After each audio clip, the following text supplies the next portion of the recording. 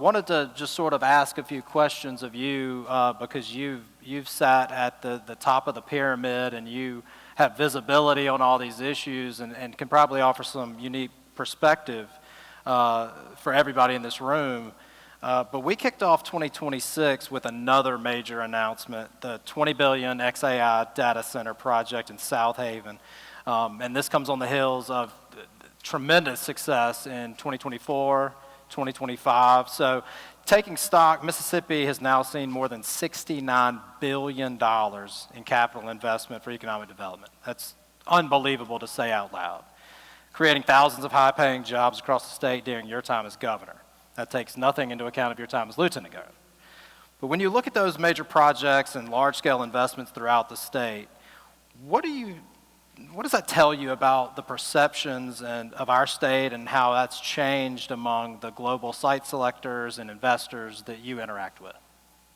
Well, thank you, and thanks to all of you for being here. I think the phrase that comes to my mind is, this is not your grandfather's Mississippi. At the end of the day, what we have been able to attract as a state over the last 5 years, it's not just the quantity and the size of the capital investments, it's also the quality of the jobs that are being created and the average wages of those employees that I'm most excited about. You know, that's one of the things when we came in, I said to all of you and I said to all the people of Mississippi, if you only judge me on one economic stat during my tenure as governor, judge me on per capita income. Because to me, that is the single most important thing for the people of our state, is how much money they have in their pocket and they can spend on themselves and their family members. And when you consider that per capita incomes, first of all, family incomes grew at the second fastest rate amongst all 50 states in 2024. Per capita income grew the fourth fastest of all 50 states in 2024. Total per capita income's up almost 40% since I've been governor. The fact is, the quality and the types of jobs that are being created here, and really quite honestly, the pressure that puts on everyone all over the state is just really leading to some positive things. Just to put some of those numbers in perspective, in the 8 years before I became governor, during my tenure as lieutenant governor, Mississippi announced $7.2 billion in new capital investments. Since you and I met 1 year ago today, we've announced $45 billion. We've done $70 billion in 5 years. So we've really seen a tremendous uptick in interest. And a lot of those, by the way, are new companies coming into our state. But a lot of those investments are the members that are in this room that are expanding. And when you expand your business in Mississippi, it just gives us more fuel to the fire to go to others and say, these are companies that are located here. Some of them have been here for a long, long time. Some of them are relatively new. But the reason they are investing more in our state is because they know the quality of our people and the quality of our workforce and the quality of our environment. And really, that's what it's all about. Yeah. No, I remember the sitting in your office when you appointed me to the State Workforce Investment Board and you hitting that metric home, making it very clear that of all the things that we needed to concentrate on, that was key.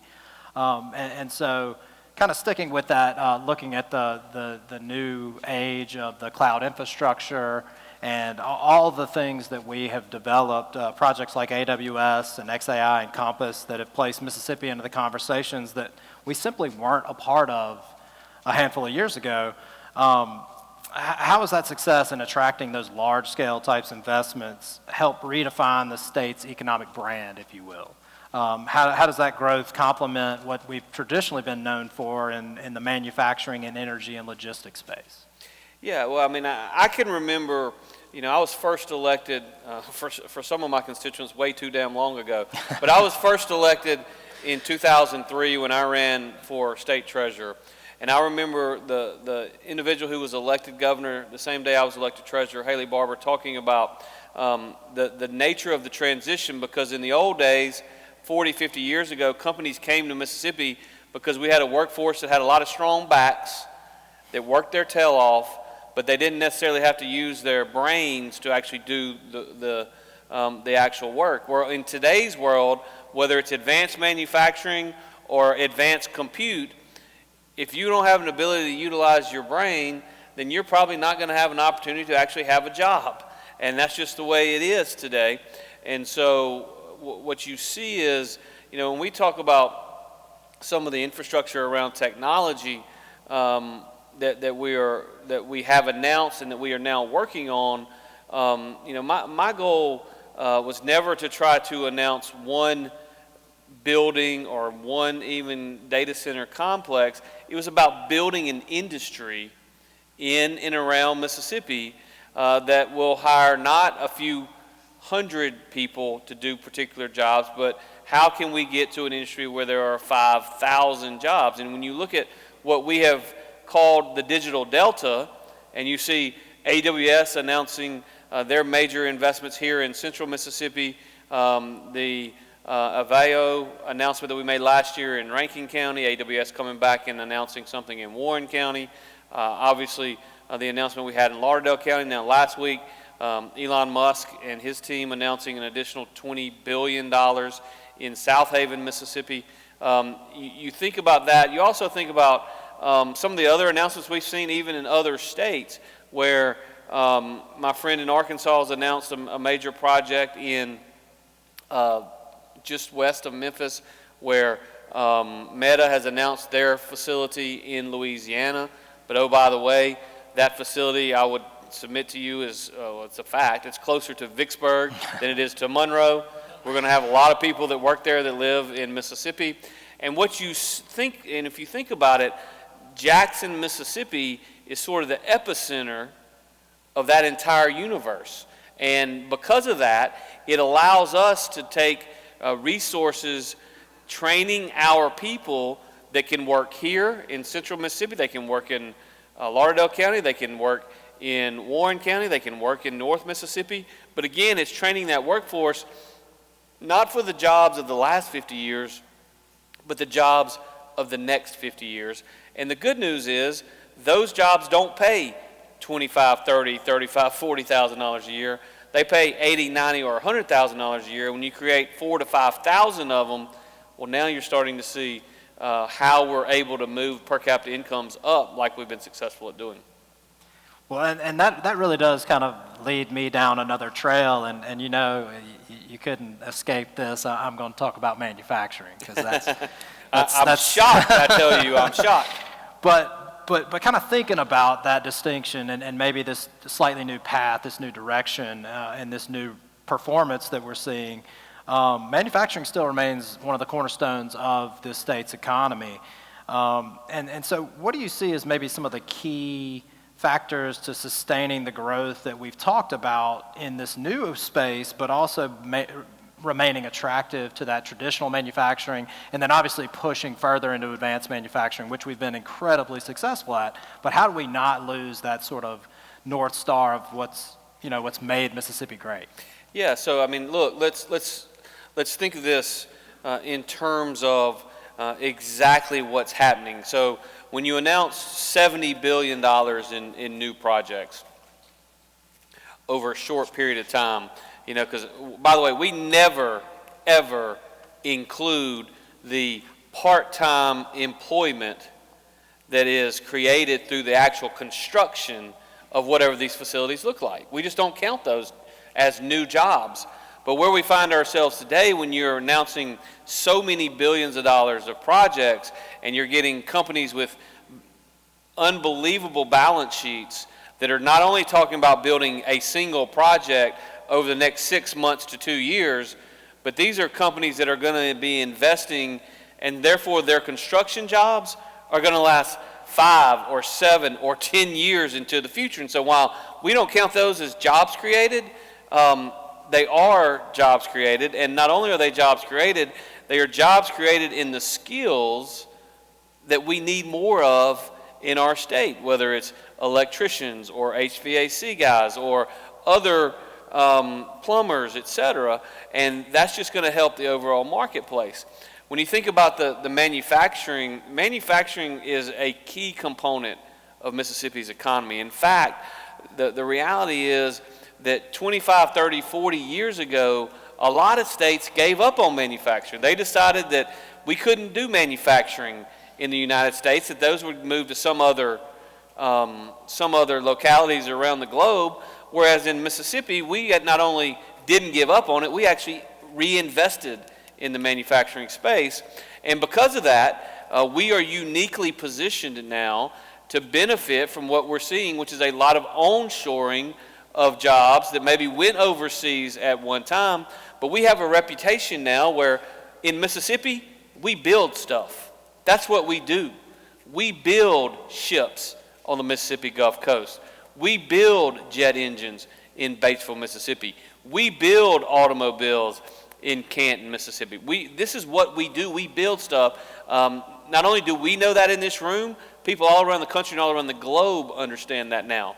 And so when you think about some of the expansions that either we have announced or we're going to announce in the future, a lot of that, by the way, is driven by some of these capital investments that we are seeing in the technology space. And so, and you don't even necessarily put two and two together necessarily, but when we make an announcement that ABB is expanding their operations in Tate County, Mississippi, you may not know who they supply, but I can assure you that they supply a lot of existing manufacturers in the state of Mississippi, and they're having to grow their manufacturing base somewhere in the U.S., and fortunately for us, they're choosing to do it in Tate County to meet the demand that they have to deal with. And so all of these things go hand in hand, and successes in one industry lead to eventual additional successes in others, and we are certainly seeing that. I mean, and I think that's,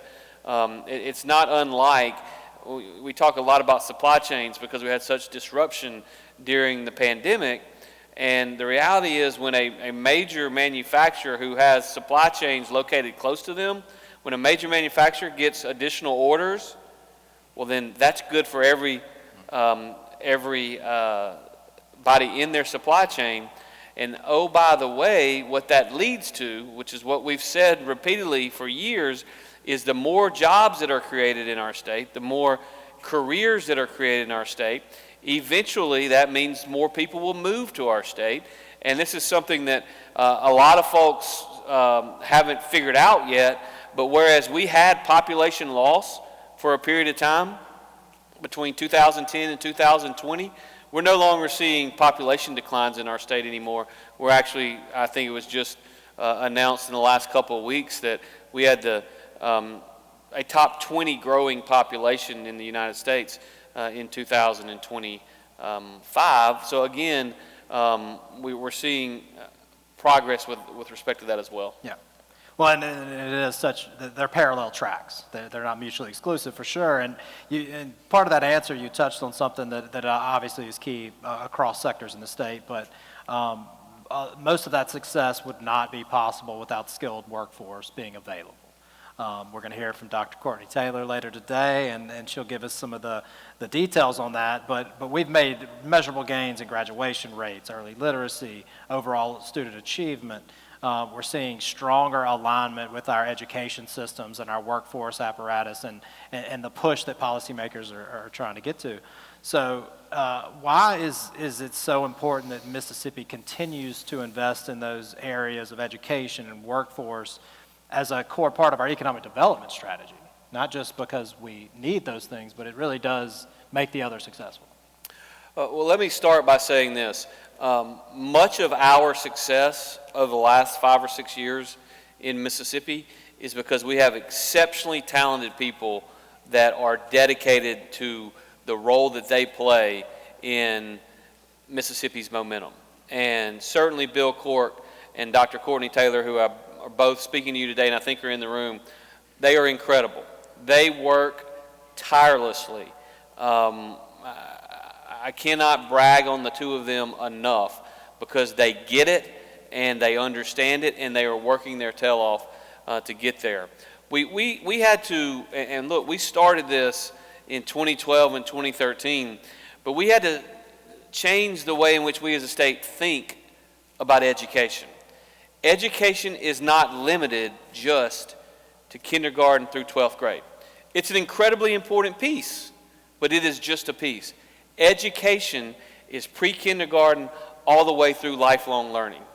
And lifelong learning includes those people when they were 30, 40, that are 30, 40, and 50 years old today that maybe didn't get a high school diploma or got a high school diploma but didn't learn a skill. We've got to constantly work to reinvest in training those individuals to do those jobs that are going to be the jobs of the future.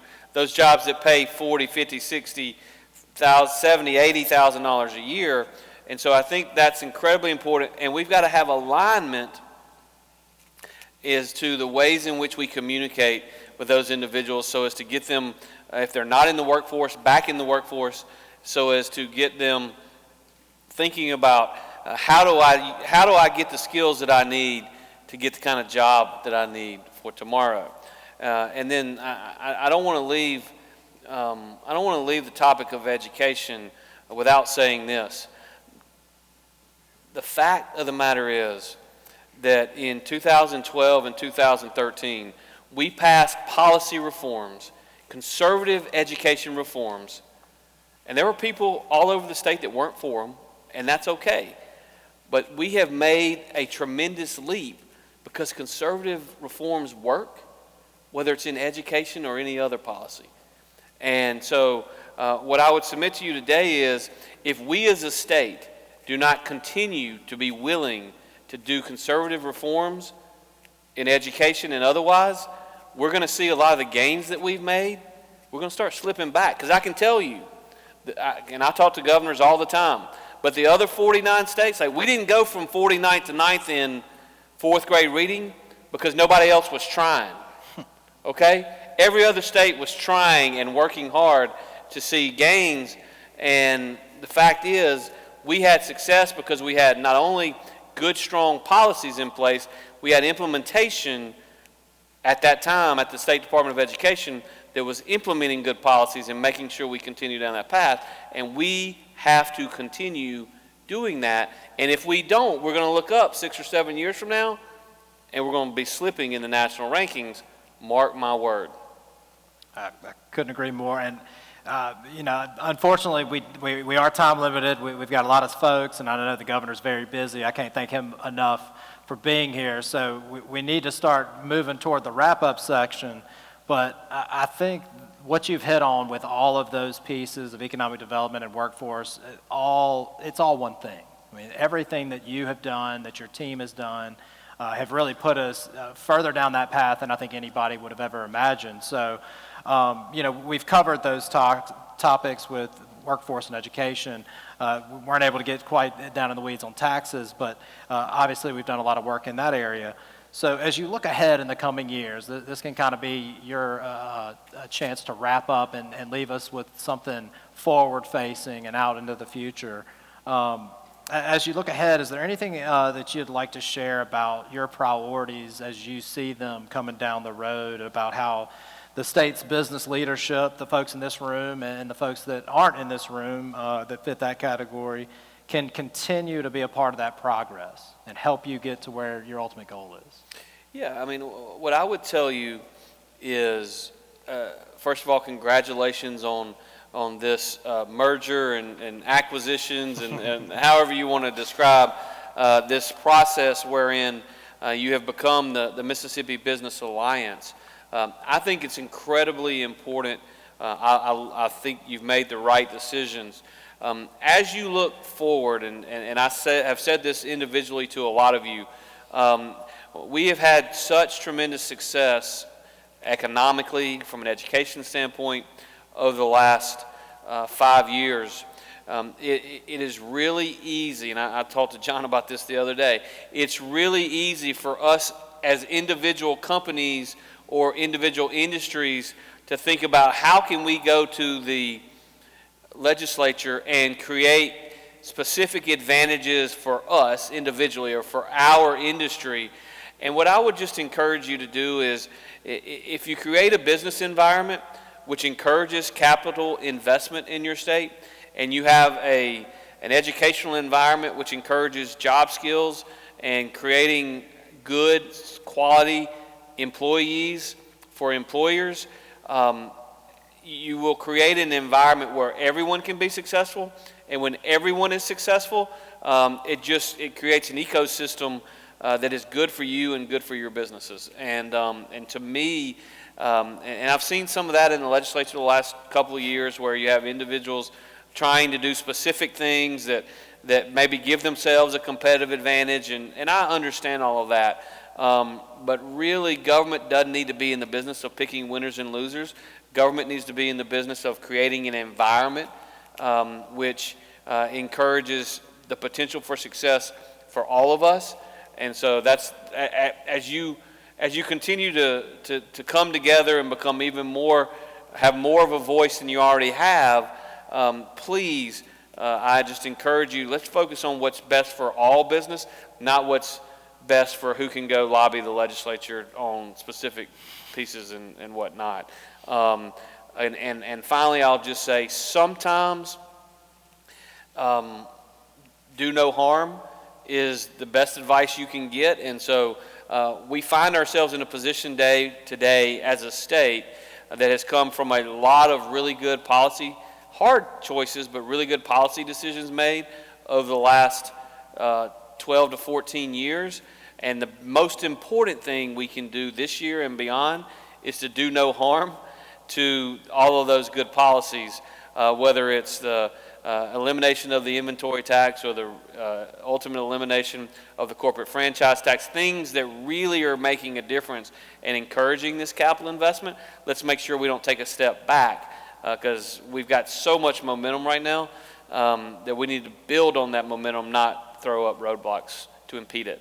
Completely agree. And I think as you look around this room, I think you got a lot of folks nodding their heads, and you got a lot of people who are committed to that same vision. And so I think that I can't commit for everyone in this room, but I can certainly say that from my perspective, we intend to very much be right there with you as you move your agenda forward and as we create the best possible place to do business right here in Mississippi. So can y'all all help me thank Governor Reeves? Thank y'all.